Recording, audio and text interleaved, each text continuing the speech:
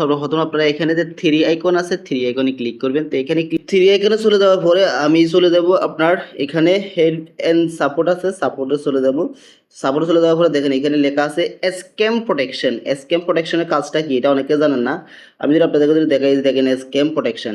তো আমি যদি এটার উপরে ক্লিক করি, দেখেন স্ক্যাম প্রোটেকশনের উপরে আমি যদি ক্লিক করি, তো দেখেন এখানে লেখা আছে রিপোর্ট এ স্ক্যাম, স্ক্যাম প্রোটেকশন সেন্টার। এটা ভিউ রিপোর্টে যদি আমি যদি ক্লিক করি, দেখেন এর কি হয় আপনাদেরকে আমি দেখাই।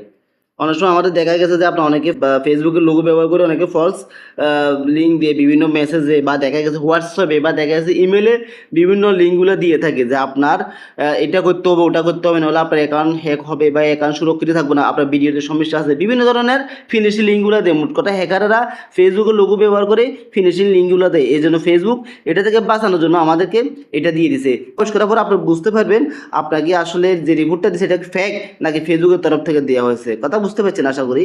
তো এটা হচ্ছে মূলত বলা হয়েছে report scam on Facebook and learn how to meta tax action keep people safe. মানে মোট কথা অডিয়েন্সদেরকে সেভ করার জন্য এই অপশনটা দিয়ে দিছে।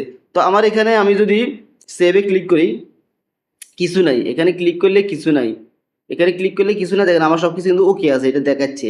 তো এটা জাস্ট একটা ফিউচার যুক্ত করছে ফেসবুকে, এটা আমাদের ভালোর জন্য করছে। ভিডিওটি ভালো লাগলে শেয়ার করতে পারেন।